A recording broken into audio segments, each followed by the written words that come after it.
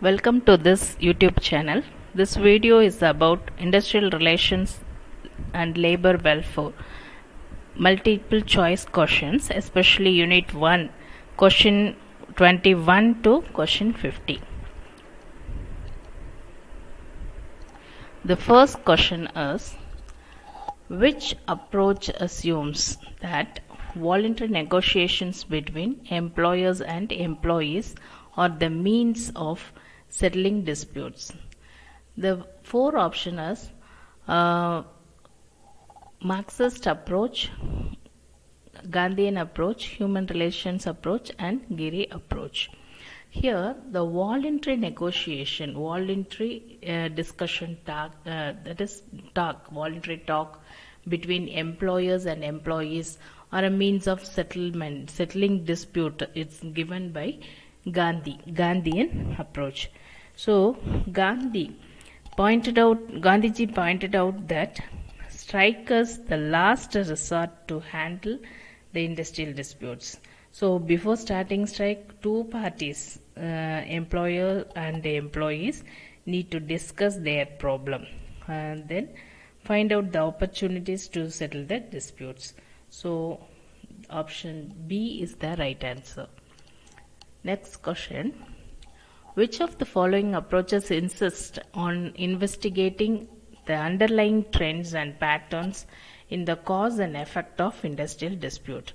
Here the four options are first one, industrial sociology approach, Gandhian approach, pluralist approach, and Giri approach.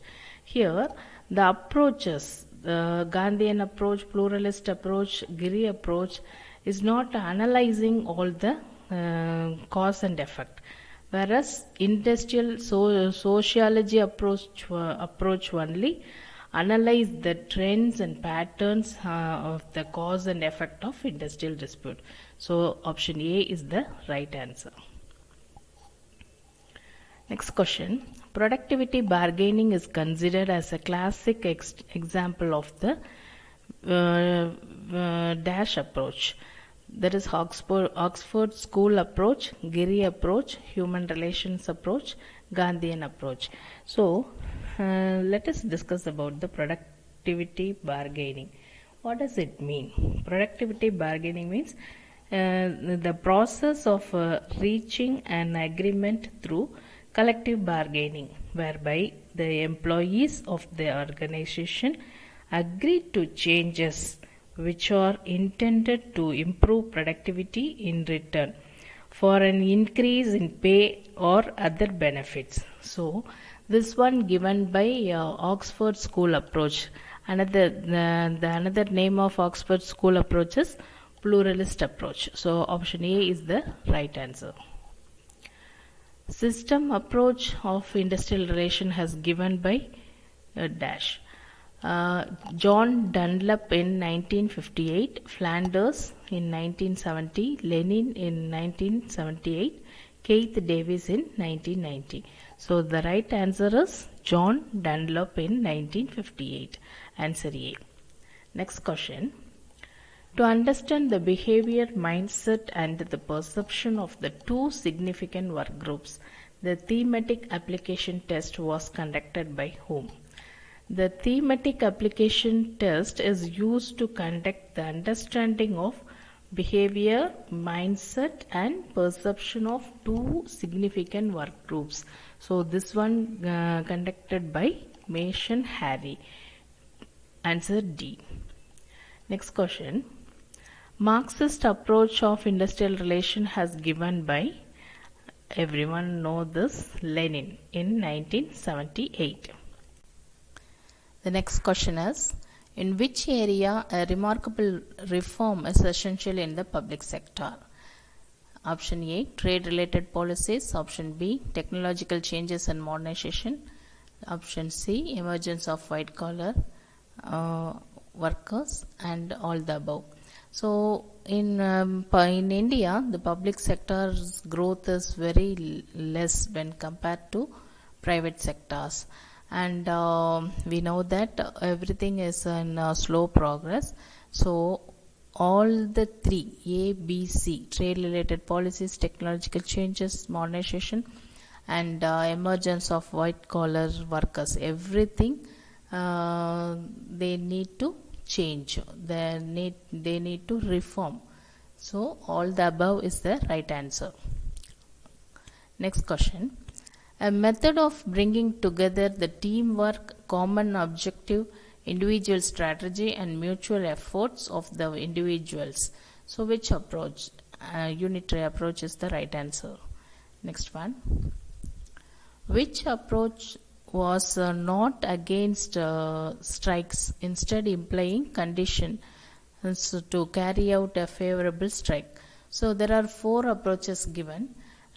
Psychological approach, human relations approach, Gandhian approach and Marxist approach. So which approach was not against strike?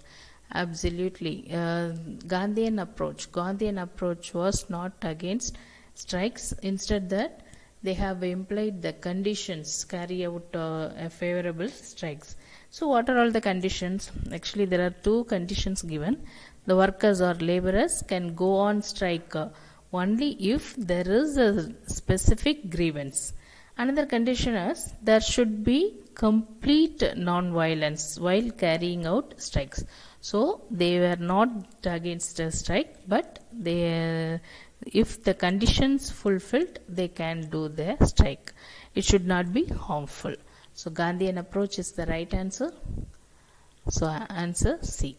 Next one, mutual trust means.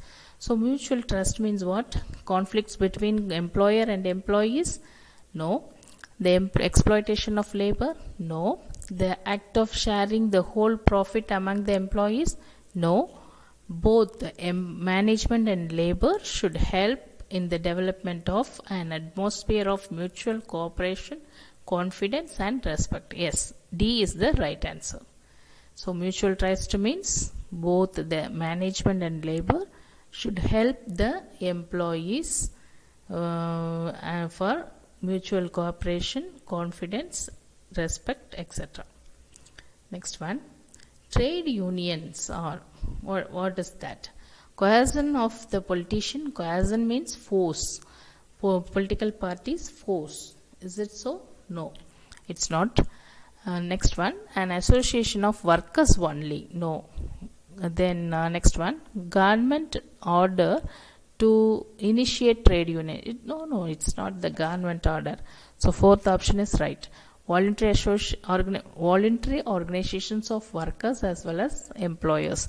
So this is the trade union means the voluntary organization of workers as well as employers. So workers, if workers forming the trade union association, voluntary association, that is known as employees association, whereas employers, if they will form the association, that is known as trade union for the employers. So option D is the right answer.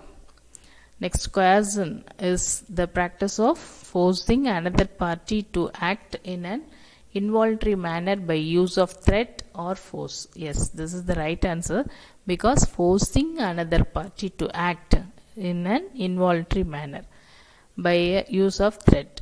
So others remaining is not suitable for this. Coercion means forcing. Next, answer A is the. Next question is, which of the following is not an industrial tort? So industrial tort means what?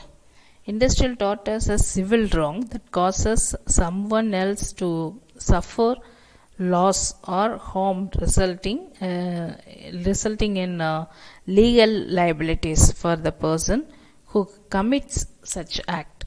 So in this, B, C, D are industrial torts: conspiracy, inducement, intimidation, or the industrial tort. Whereas gross misconduct is not an industrial tort. So A is the right answer. 34th question is, which act of parliament defines a trade union and governs much of the law on our industrial relations? Answer D is the right answer. the Trade Union and Labor Relations Consolidation Act 1992. Next question is, under which of the following situation may a union refuse to admit a person or expel a member? So, in which case the trade union refuse to admit a member or expel a member? So, here they do not, that is, members do not feel that they are not suitable member. No, this is not the right answer. Because of their financial means. No, they won't be considering financial means. And last one, current state of health. Health of the member they will not be considering. So, because of misconduct, they will not admit the workers as a member of trade union. So, answer C is the right answer. Next one, who is responsible for the maintenance of the lists of independent trade union? Yeah, here the options given. The certification officer is the right answer. So, certification officer is the responsible for the maintenance of the lists of independent trade unions. Next one, which of the following best explain the term union ballots? So, ballot means vote, obviously. So, first answer is the right. A ballot is a system by which union members vote for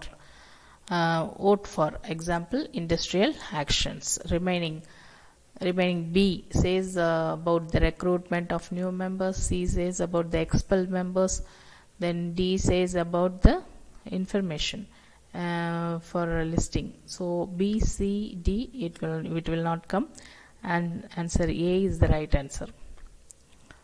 Then what is meant by the term collective bargaining? Collective bargaining. So let us check. First one, a process by which a union negotiates with the supplier. No, this is not. The process by which a union meets with another union to discuss recruitment. No, this is not also right. A process by which a union recruits a new member. No.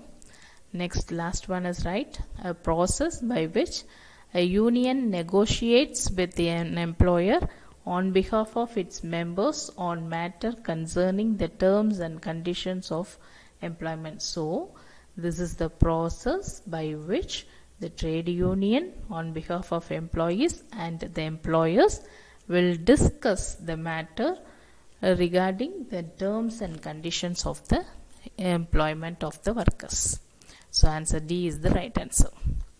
Next one, which of the following is not a characteristic of trade union? So, trade union, let us see the BCD. Trade union characteristics is common goal, yes. Then voluntary association, of course. Next one, intermediary. Yes, trade union is the intermediary between employers and employees. So, these three are correct. But individual actions is incorrect. Okay, so answer A is the right answer. So individual actions is not a characteristic of trade union. Next one, Trade Union Act came into operation from which year? The 1st June 1927 is the apt answer. B. 10. What is the minimum number of trade union members requires in registering themselves as a union? So, minimum members required for registering trade union, yes. Yeah, there are 7 members need to register a trade union. 7 or more. If more workers are there, 10% they will be calculated. For example, in an industry, there are 1,000 employees. So, if the employees wish to register their trade union, the 10% of the employees, that is 100 employees, will have to form the trade union. Answer C is the right answer. Next one, a union meant to protect the interest and rights of the non-manual employee is called brown collar union is the right answer. Next one, the age of office bearer in any registered trade union is 18 years and above. Yeah, the office bearer may be their members, or they are from the outsiders. The quality, first quality is age should be completed 18 years and above. That is 18 years, should be completed 18 years. Answer D is the right answer. Next one, the first registered trade union in India is Madras Labour Union, founded by B.P. Wadia in 1918. A is the right answer. Trade union has defined under which section? Under section 2H of Trade Union Act of 1926 is the right answer. A. Another question, employees do not join union to fulfill their dash needs. Actually, employees, they will join to uplift their society as well as economic condition and esteem too, not for political. So, employees do not join union to fulfill their political needs. B is the right answer. Next, one of the key challenges of trade union is, trade union is facing a lot of problem. So let us check. First one, inefficient office bearer. Yes, this challenge is applicable. Then leadership from outsiders. Yes, this too. Then political pressure. Yeah, these three, all the above is the right answer. So these are all the challenges the trade union is facing. Next one, left-wing trade unionism period from 1924 to 1934 is the right answer. A. Next one, which of the following is not usually objective of code of ethics? First one, to create an ethical workplace. This is the objective of code of ethics. Second one, to improve the public image of the company. This is also objective. And to evaluate the ethical components of proposed actions of the employees. This is also objective of a code of ethics. So last one, to enhance profit of the business continuously, is not the objective of code of ethics. Answer D. Last question, what is the code of ethics? Code of ethics is an illegal document? No. Is it a prejudice document? No. It gives hard rules to the employees? Absolutely not. So answer is a guide of principles designed to help professionals conduct business honestly and with integrity. So answer A is the right answer. Okay, thank you. We will see in the next video. Until then, take care. Bye bye.